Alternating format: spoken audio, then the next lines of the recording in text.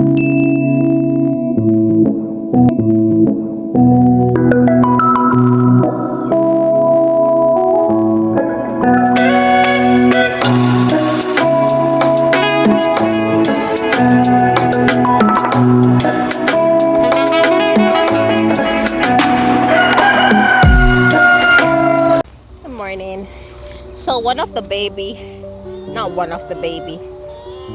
I had a baby hen hatched in the house.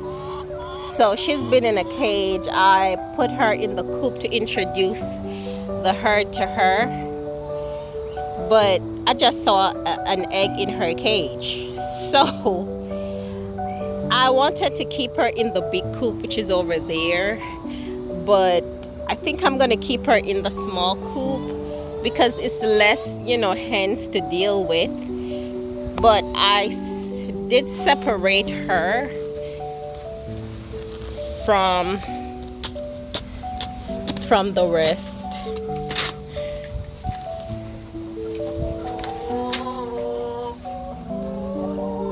Oh, good. So I created this space for her, so she'll be under here. But for some reason, she found a hole back there. Look here, little girl. Okay. So I had to put a piece of brick back there because she was being nosy trying to come out. But she have a good space back here just to chill and for them to get used to her. So she do have a 3 feeder in there, and also I did a hole right there so she can get that cup to get her water from. But that's her. I guess she's just trying to get comfortable, but that's her spot under there. She was loose. I put her here, but just put her, see how the rest would interact with her. Yeah, they started picking her, so she was hiding. So I'm like, okay, let me let them get used to her until I can slowly let her out. So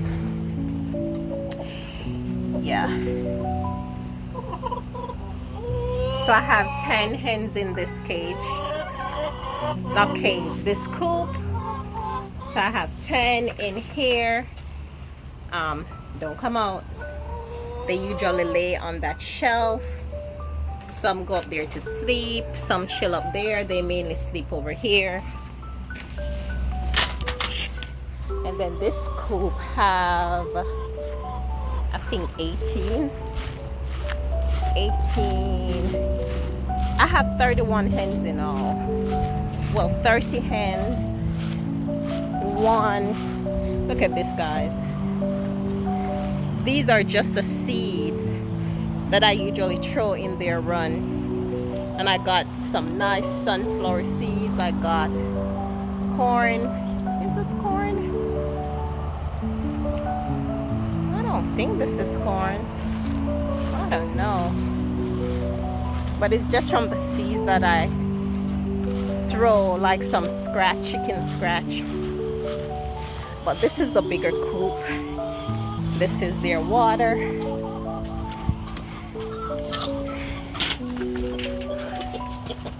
That's the rooster.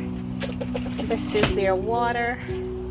That's their feeder. I'm going to do another feeder. Maybe do like a 30-gallon feeder. I think this is,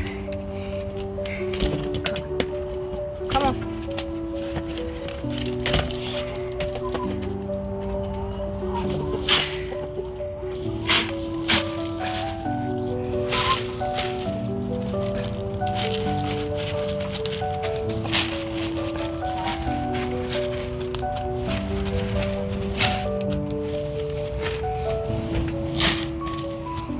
So I usually put like 2 bags of feed and that will last them for a week.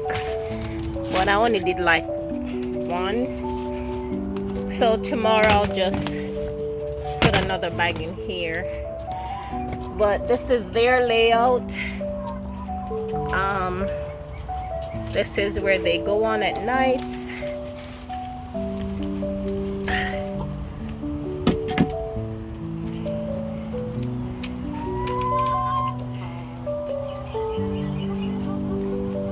And they do have a run. They have 100 feet run, so they can come out when they want to. This is where they go to lay their eggs. I need to collect eggs. I've collected eggs in like 3 days. But this is their layout. Pretty roomy. Very roomy.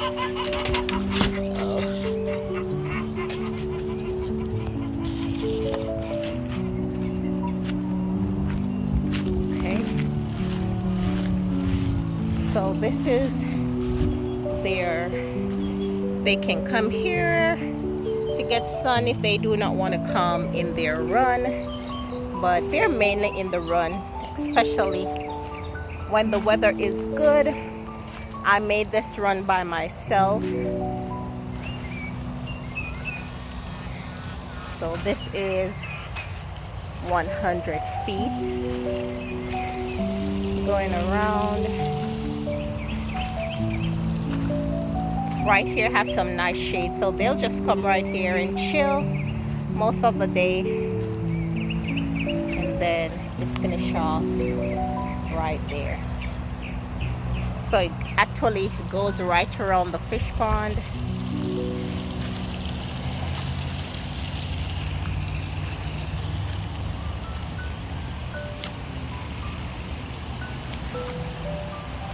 That's hyacinth and water lettuce.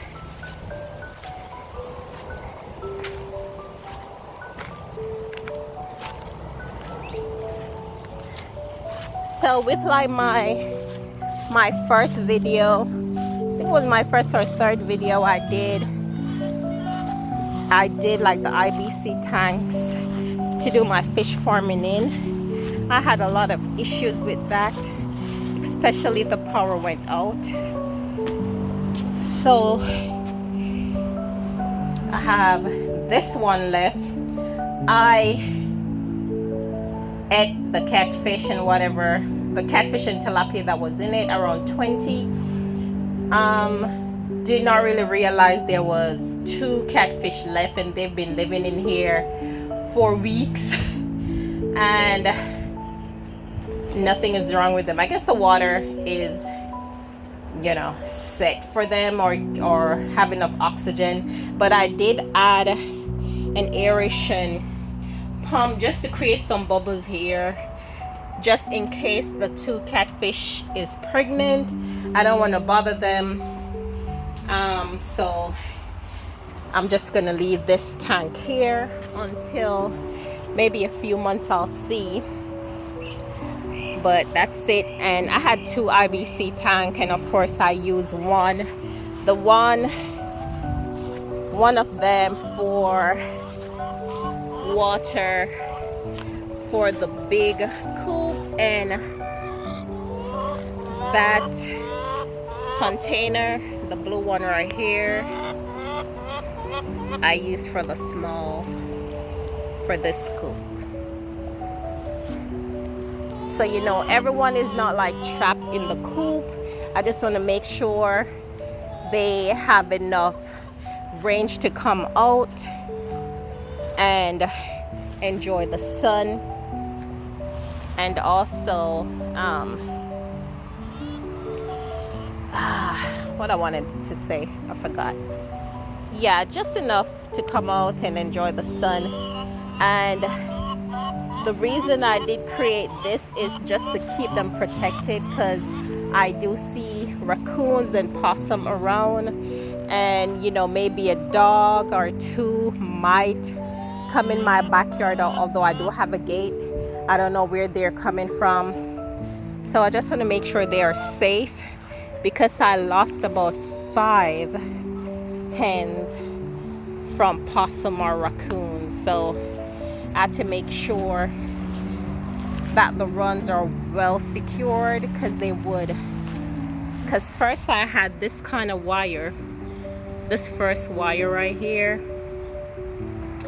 and they were able to like to push the wire apart and force themselves in, so I had to put this smaller wire over it just for more protection. So it's been a struggle, but no, I think that it's pretty good.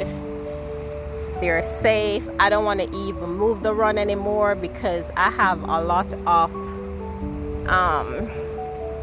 the staples down in the ground just to make sure nothing can lift it up, because the possum, they literally lift it up and go under those parts.